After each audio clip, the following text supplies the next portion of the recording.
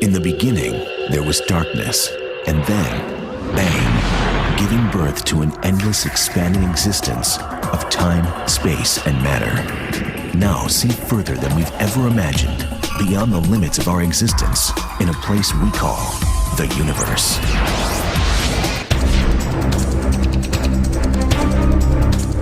The biggest things in space are gargantuan beasts. Each one is a heavyweight in its galactic division. The universe is an unimaginably large place. It's so big, it's really hard for human beings to actually comprehend things at these size scales. On Earth and in the universe, size matters. But it matters in different ways. In space, bigger is not necessarily better. And oftentimes, the winners live large and die young.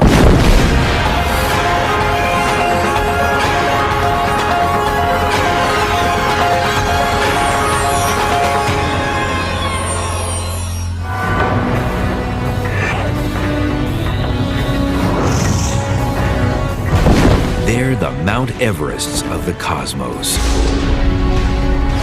Astronomers aim their telescopes at them like paparazzi, eager to capture images of their every movement.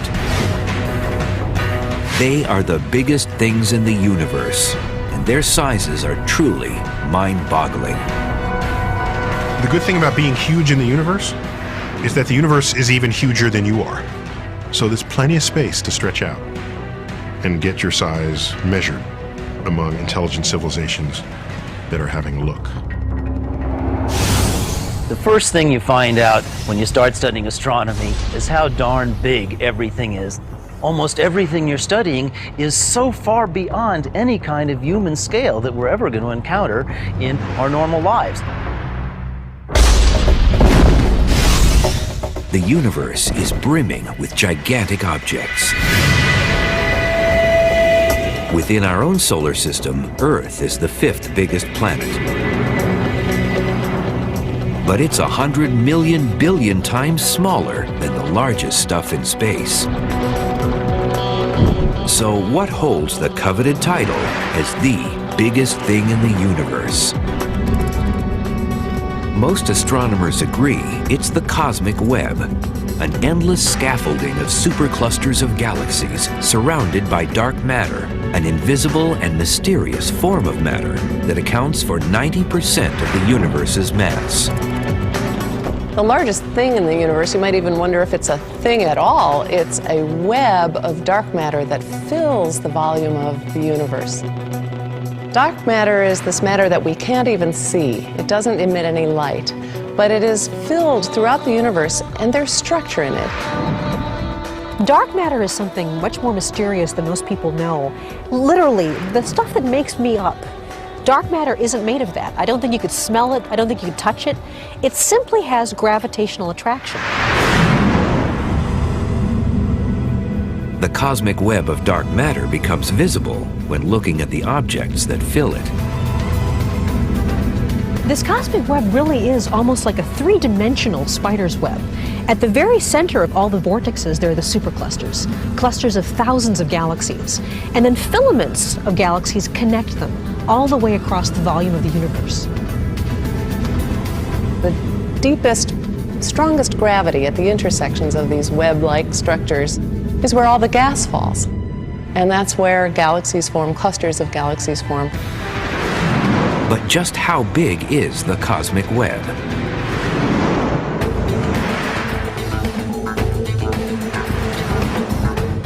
If the Milky Way galaxy were the size of a poppy seed, then the observable universe, everything we can see, would be about the volume of the Rose Bowl Stadium. Now that entire volume is filled with the cosmic web, superclusters linked together from one side of the universe to the other.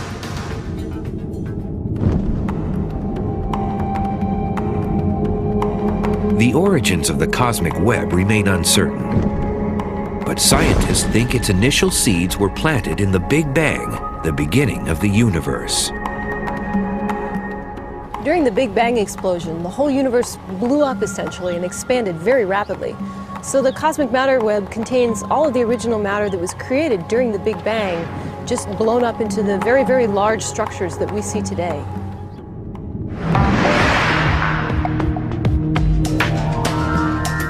Scientists are actively trying to map out the cosmic web, which spans the entire universe. One way is to look at hot X-ray emitting gas and how it's contained by the gravity present in the dark matter. Another way is to look at something called gravitational lensing, where light is bent by the gravity of the cosmic web. And so we're able to sort of see the outlines of that cosmic web by the way it distorts the light that's behind it. The cosmic web basically contains everything in the universe. But some scientists question whether it's technically the largest object, because the web isn't continuously connected throughout space. The cosmic matter web is not actually the largest gravitationally bound object in the universe, because all the matter in the universe has expanded so vastly, the force of gravity is not enough to keep it together in one area, whereas superclusters of galaxies are actually gravitationally bound, meaning that they have enough mass to produce enough gravity to hold them together over the passage of time. Astronomers don't have a firm estimate, but the cosmic web could be made up of hundreds of thousands of supercluster complexes. These are mega collections of galaxies, gravitationally bound, up to hundreds of millions of light years across. The universe is organized hierarchically. Stars make up galaxies, galaxies make up clusters, clusters make up superclusters. You could draw an analogy that a cluster might be the North American continent, and a supercluster might be the association of cities on the North American continent, cities on the European continent, cities on the Asian continent, etc. The current record holder for the largest supercluster of galaxies is called the Shapley supercluster. This dense region of galaxies is 400 million light years long. So it would take the fastest interplanetary spacecraft trillions of years to travel across it. The Shapley supercluster spans several constellations and is almost 650 million light years from our Milky Way galaxy.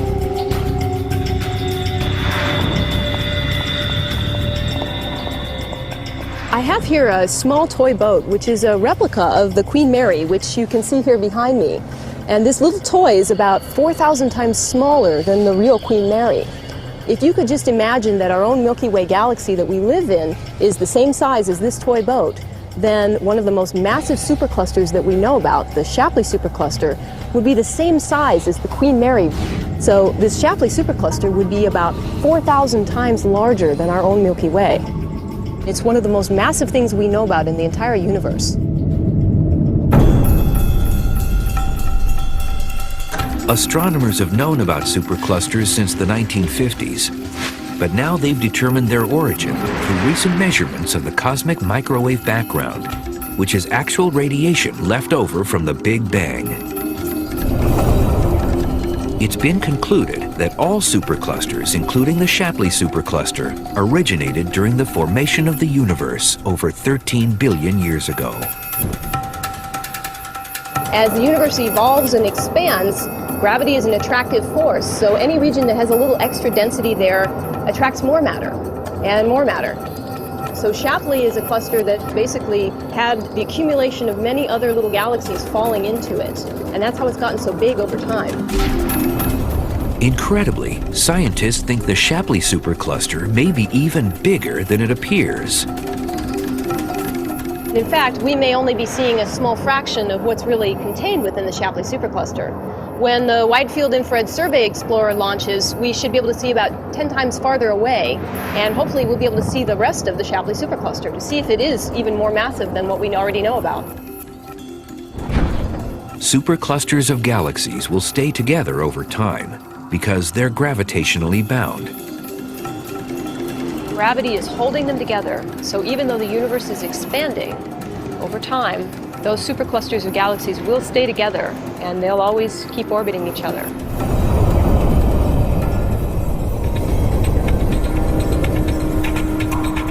We humans also live in a supercluster complex, but it's less than half the size and about 10 times less massive than the Shapley supercluster.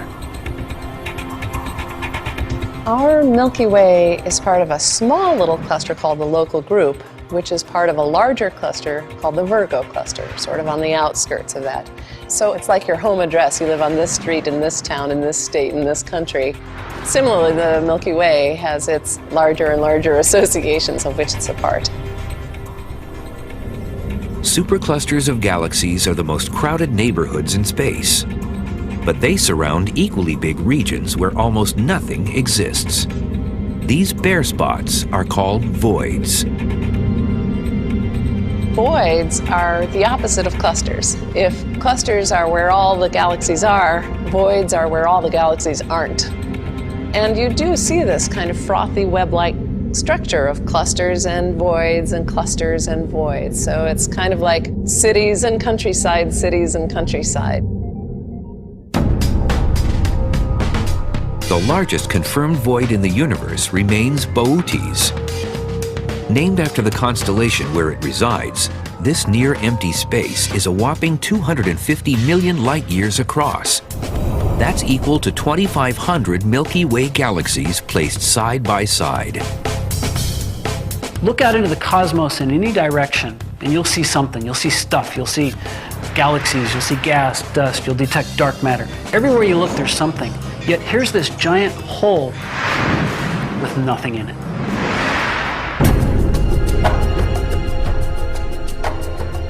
The Boötes void, which was discovered in 1981, is almost completely devoid of galaxies. A new way to search for even larger voids may be possible by precise measurements of the temperatures of the cosmic microwave background radiation. Subtle cold spots in this radiation could locate the directions of large distant voids.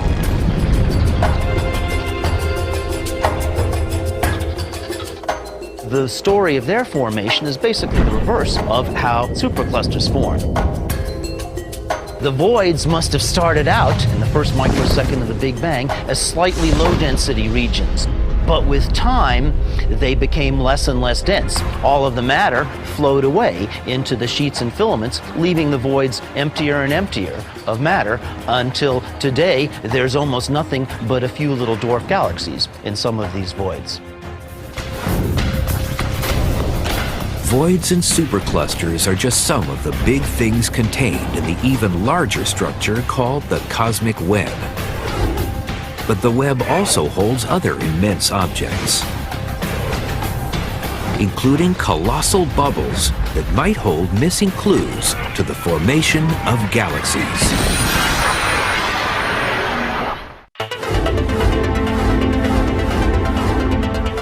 The universe is packed with monstrous things. Researchers have recently discovered giant clouds of gas that resemble something out of a horror movie. These mysterious objects are called Lyman alpha blobs. My personal favorite biggest objects in the universe are the Lyman alpha blobs. An unpredicted, unexpected phenomenon where you're catching a galaxy in the first phases of its formation and collapse. A Lyman alpha blob is very much like this expanding soap bubble. Except in the case of the soap bubble, it's the air which is making it fill up. A Lyman alpha blob is expanding because of heat. A lot of energy has been injected into this gas to make it heat up. And when you put all that energy into a gas, it inevitably tends to puff up and expand exactly like an expanding bubble. In the case of a Lyman alpha blob, it's being puffed up by heat and maybe also by the ultraviolet radiation from the newly formed stars. The largest known Lyman alpha blob is a colossal amoeba-shaped structure that resembles a giant green jellyfish. It's 200 million light-years wide and is located in the constellation Aquarius. When we're looking at the Lyman alpha blob, we're seeing gas that's sort of spread amongst these very first stars and galaxies. It's kind of an amorphous shape of about 30 separate little blobs inside of it. It's very large and very massive. The whole structure is about 3,000 times the size of our own Milky Way galaxy. The Keck and Subaru telescopes in Hawaii contain special filters that are able to see this faraway blob, which spreads out along curvy tentacles. Scientists estimate that the largest Lyman alpha blob was formed about 12 billion years ago, almost 2 billion years after the Big Bang. The observational technique we use to see that gas, it refers to a very specific color of light, emission of light that's called Lyman alpha. So you hear a phrase Lyman alpha blob because if you take an image of the sky through a filter that gives you only that Lyman alpha light, that very special wavelength of light, you'll see a little blob on the sky. Lyman alpha blobs are perhaps precursors to the galaxy clusters we see today. Within these gigantic bubbles may exist cocoons that will one day spawn new galaxies. The Lyman alpha blobs are probably a fairly special, short-lived phase in the evolution to creating a galaxy. I would expect that most of them are going to collapse and form young galaxies in the next 100 million years or so of their lives. So it's a special phase just when a galaxy is beginning to pull itself together. The search of the universe for Lyman alpha blobs is just beginning. We'll undoubtedly find many more of them, and even perhaps some larger ones in the future. Stay tuned. Lyman alpha blobs may hold the answers to the formation of individual galaxies, which are gravitationally bound systems containing stars, gas, dust, and dark matter. At least 100 billion single galaxies exist in the observable universe. They range in size from 10,000 to millions of light years across. Galaxies, these titanic collections of stars, I think of them as cities, having been born in one myself. Not only a galaxy, but also an actual city. A native of New York, where everyone is crowded together. Galaxies are sort of how matter has organized itself in the universe. In the competition for largest single galaxy in the universe, sizing up a winner is challenging. The problem in saying what's the largest galaxy is in deciding where they end. Galaxy does not have a sharp edge, it just gets thinner and thinner as you go further out. It's exactly analogous to saying where's the end of a very large metropolitan area. Where's the end of Los Angeles? You can go out 50 miles and you'll still find a fairly high density of suburbs. The suburbs of a big galaxy like the Milky Way extend out very, very far, more than 100,000 light years. And with a giant galaxy, those suburbs extend out hundreds of thousands of light years. Since scientists can't determine a clear winner, several galaxies share the title as biggest.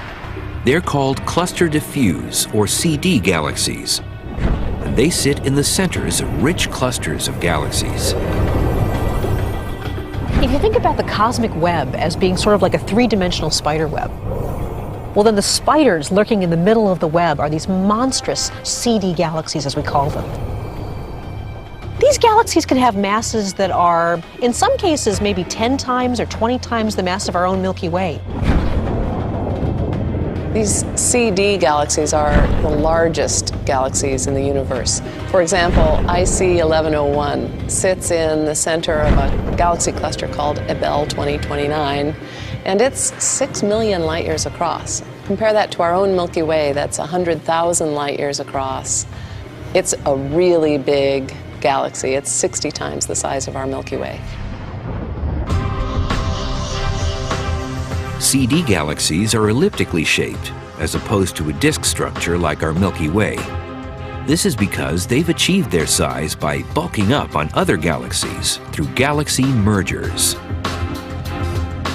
You may have heard the phrase galaxy cannibalism, where one galaxy eats another. That goes on all the time in clusters of galaxies. So sitting usually down at the very center of a massive cluster, you'll find one big galaxy. These CD galaxies have so much mass that they are the 800-pound gorilla wherever they are.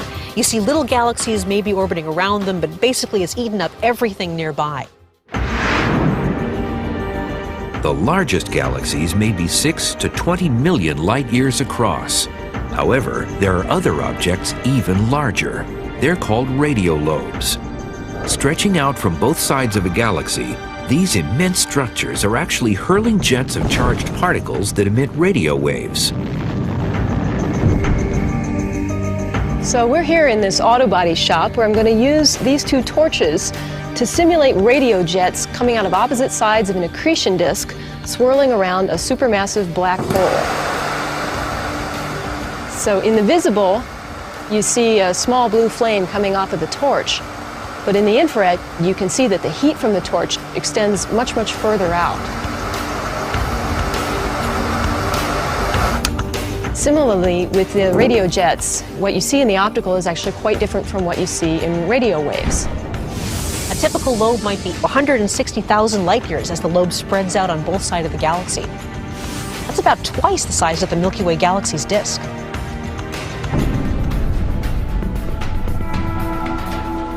Astronomers think radiolobes are powered by supermassive black holes located in quasars. These are the luminous centers of most active galaxies. The jets of radio energy that come from a giant black hole and make these enormous radiolobe structures are very closely related to quasars. In fact, in some cases, you can see a low-power quasar in the center of the galaxy, and then it's surrounded by these giant lobes to either side. They've been blasted out by very high-energy jets of electrons that are basically moving at almost the speed of light. And they are blasted out probably from the north and south poles of a spinning black hole. The radiolobes depend on matter going down the black hole. As matter goes down the black hole, some of it gets accelerated up into these lobes. So the size of the lobes has something to do with the history of how much matter the black hole is actually fed on. And so over time, they'll change size. Radio telescopes have surveyed the universe and determined the largest known radiolobe. The undeniable record holder is located in the galaxy named 3C236, which is in the constellation Leo Minor. Its jets span 40 million light years across. Scientists don't understand why some active galaxies form these jets and others don't. But one thing's certain, radiolobes will not last forever. Perhaps for only a few million years. So just as this torch will eventually run out of gas and shut itself off, the jets from a radio galaxy will eventually die as well. When the black hole has consumed all of the material in its immediate vicinity, there'll be nothing left of the accretion disk to get shot out along the magnetic field lines, and the jet will die. If black holes are the producers of these gigantic radiolobes, then what is the largest black hole in the universe? Scientists are currently placing bets on the winner.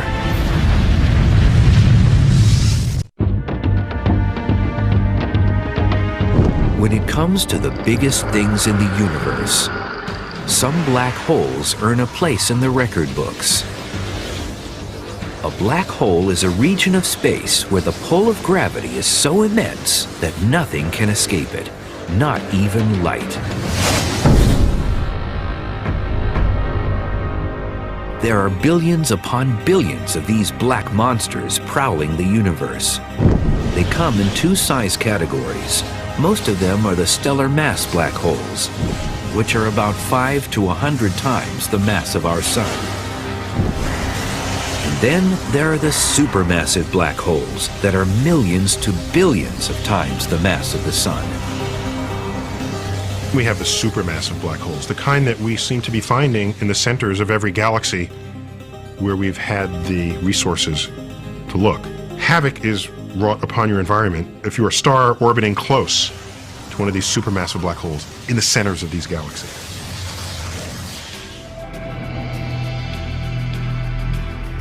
Black holes are not physically large regions, but when measuring their mass, they become top competitors in the galactic heavyweight division. The center of our Milky Way, we know that there's a black hole that's about maybe 3 million times the mass of our own sun. And yet, because black holes are so incredibly dense, the actual size of the black hole is still fairly small, but incredibly, incredibly powerful gravitationally. As their name suggests, these black beasts are essentially black because no light can escape them. So one can only be observed when its gravity affects something else in space, such as a passing star, or when it's gorging on matter around it.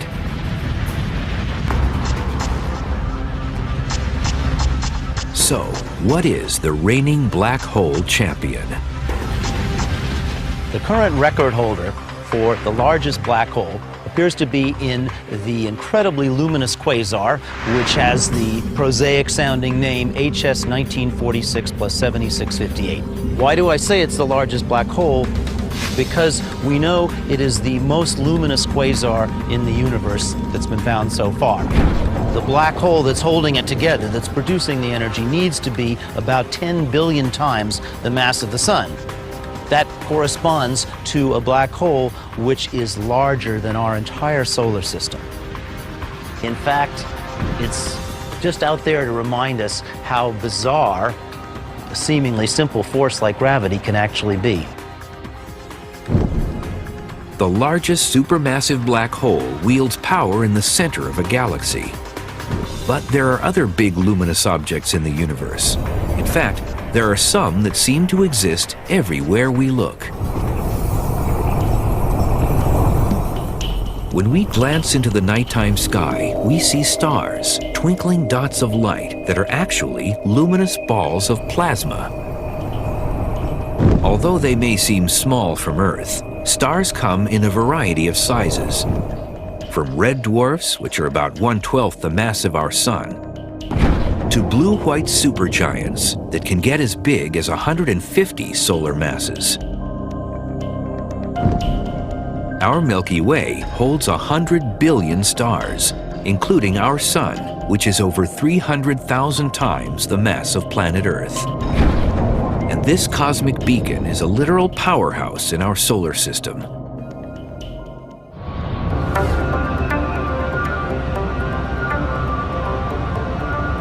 This natural gas power plant produces about 300 megawatts of power. Now that's enough to power a few 100,000 homes, but that's only a tiny fraction of our sun's energy output. The sun's power is about 2 billion times the amount of this plant. So even in spite of its distance, the sun is able to warm our entire planet. Even so, our sun isn't the largest or the most powerful star by a long shot. The most powerful stars are about 1 million times as powerful as the sun. So if you wanted to compare that with the Hoover Dam, you would need 30 million Hoover Dams per person on the planet to generate that much power. There's really no human scale to imagine this power output.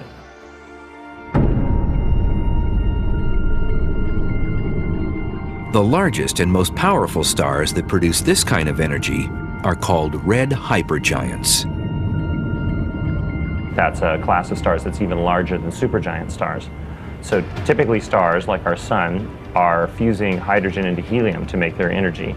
But hypergiant stars have already exhausted all the hydrogen in their core, and they're fusing hydrogen into helium in the outskirts around the core, and that makes them extremely hot and energetic, and all that energy causes the star to swell up.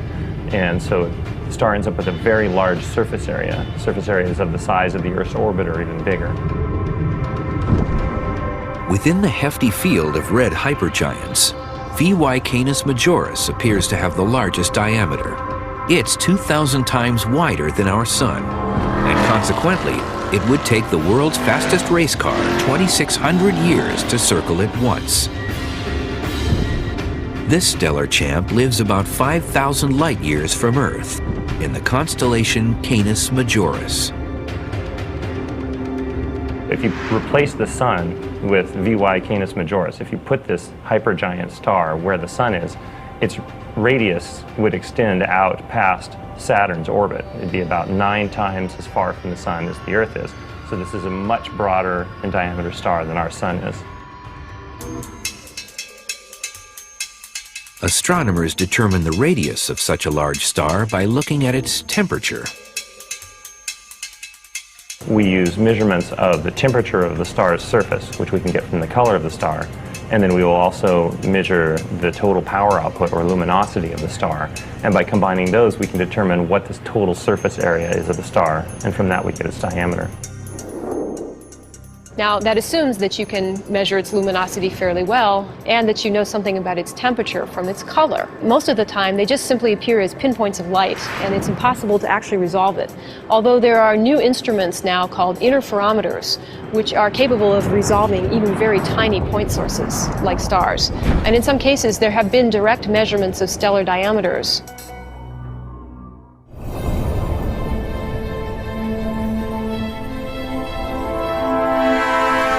VY Canis Majoris will not be a title holder forever. The red hypergiant is losing mass at the rate of almost 30 Earth masses or more per year. The largest stars in the universe, like VY Canis Majoris, are actually dying stars. That as stars begin to die, they burn their nuclear fuel much less stably. They puff out over time. VY Canis Majoris is probably only a few million years old. Stars that are as massive as it is don't live very long.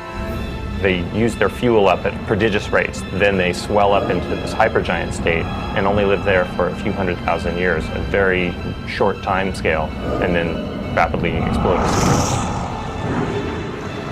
VY Canis Majoris might have the largest diameter, but when it comes to possessing the most mass, there's another star that tips the scale.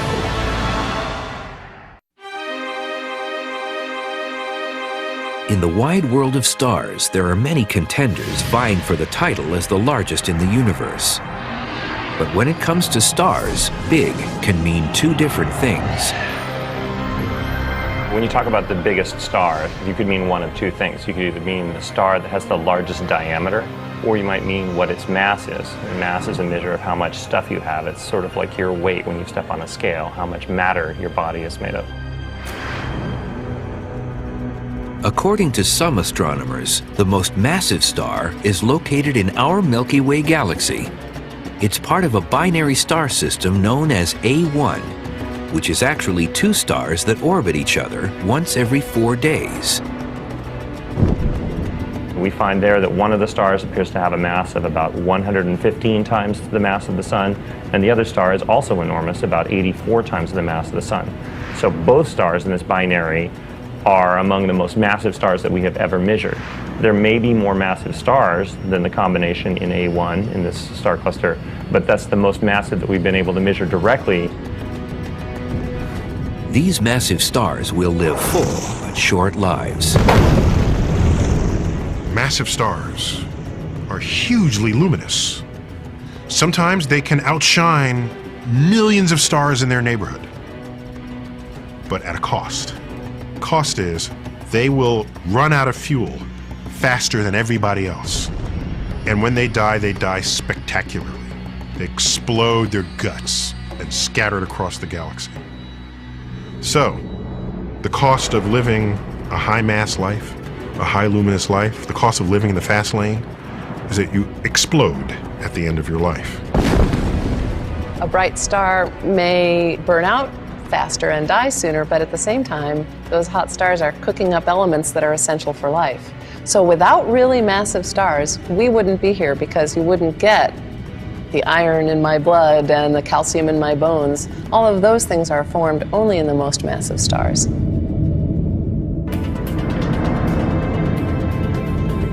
We humans need essential elements from massive stars. But we also need a planet with a firm surface to stand on.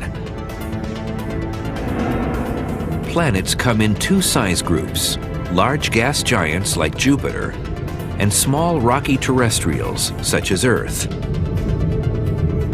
In our own solar system, Jupiter is the largest planet, while Earth trails in 5th place. Yet even though Jupiter reigns supreme in our galactic zip code, it's not the biggest planet in the universe. The largest planet with a well-known radius is called TRES-4. It's named after the Transatlantic Exoplanet Survey that discovered it in the constellation Hercules in 2006. TRES-4 is unusually large for its mass. We can actually directly measure its radius, and this particular planet has an unusually large radius. It's about 70% bigger than Jupiter, yet it has only about 80% of Jupiter's mass. That's about the same density as cork or even whipped cream. If you look at Earth, it's a rocky planet, very dense. And then even the gas giant planets like Jupiter are compressed gas and water and other chemicals, very tightly compressed. This thing, TRES-4, is like a marshmallow. Although TRES-4 is light for its size, it's about 18 times larger than Earth. Scientists aren't exactly sure how TRES-4 got so large.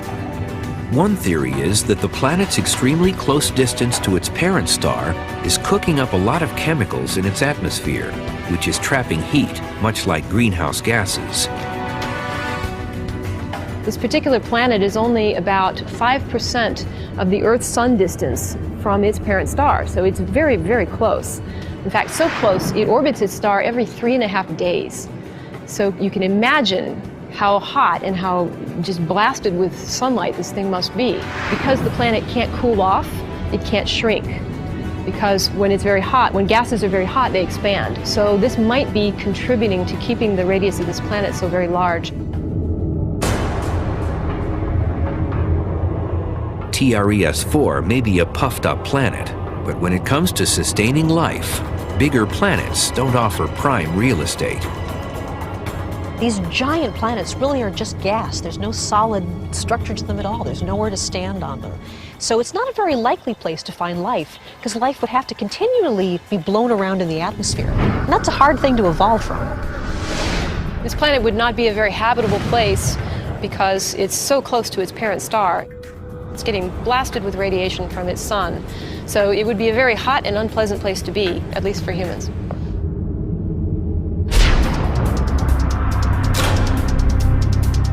TRES-4 currently has the largest known radius. However, the planet could be bumped out of first place in the near future. Scientists are finding new planets basically every day almost at this point. So it's quite possible that we will find another one that's even bigger than this particular planet anytime. In addition to planets, scientists are also discovering new asteroids all the time. These are rocky bodies that didn't become planets. And the largest one may exist in our galactic neighborhood.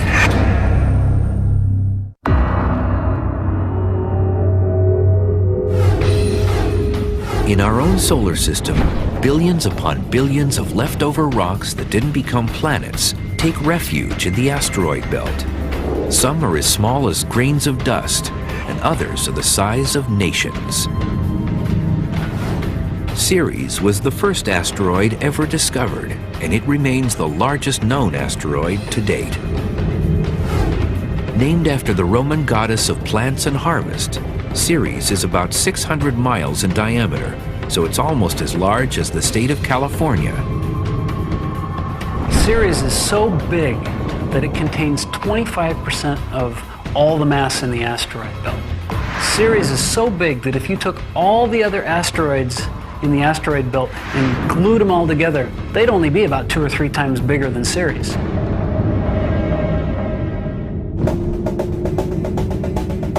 Ceres' size sets it apart from the rest of the rocks in the asteroid belt.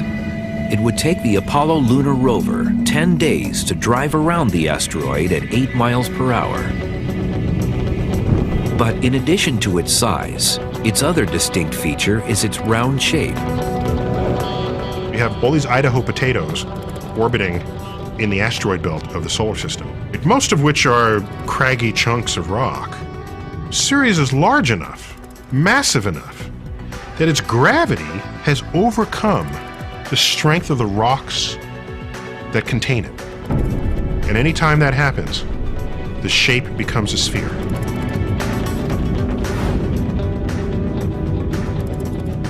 Because of its round shape, Ceres now holds a dual title. The current definition of a dwarf planet is something that in fact is massive enough and has enough self-gravity to form itself into a round shape. And in fact, since Ceres is round, we also call it, in addition to being an asteroid, a dwarf planet. We know only a little bit about the composition of Ceres right now. We know that it's made primarily of rock, but it may also have water ice, and in fact it could have clay inside it as well. The Dawn mission is actually going to go to Ceres and enter into orbit around it, and they'll bring a whole suite of instruments to bear on it, so we should learn a lot more about the composition of this unusually large asteroid in our own solar system. Ceres may be the largest asteroid in our solar system, but it's a big universe out there.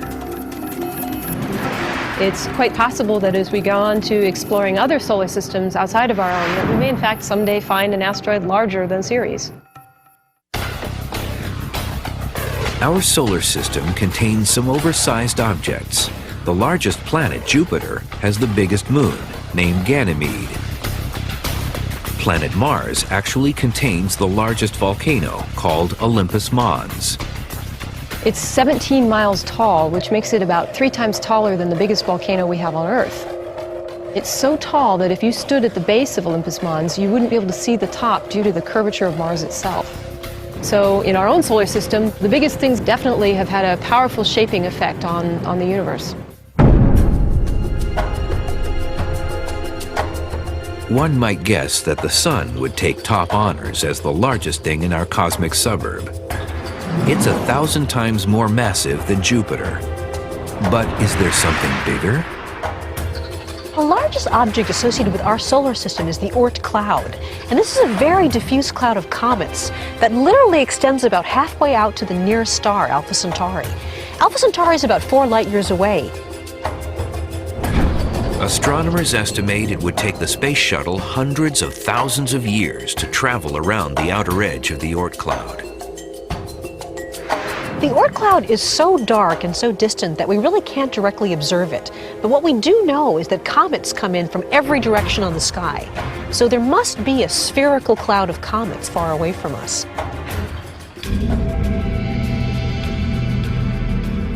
The origins of the Oort cloud remain puzzling. One theory is that it was formed early in our solar system. As comets fell in towards the forming sun, they were ejected into long orbits. Over time, their orbits threw them out into a giant cloud. It's very far away, and it's filled with icy remnants that have just been left in basically the same state that they were from right around the time when our solar system formed, about 4.5 billion years ago. So they are, you could say, the archaeological remnants of the formation of our solar system. The universe is comprised of things both big and small. But it's the large structures in space that challenge our understanding of how the universe works. Although astronomers have found many substantial objects, the quest to find even larger ones continues. Astronomers are hoping to find new large planets, new huge superclusters, and learn more about the things that we've already seen. As technology improves with better telescopes, better detectors, newer surveys, we will be able to see farther into space and therefore hopefully discover even bigger things than we already know about.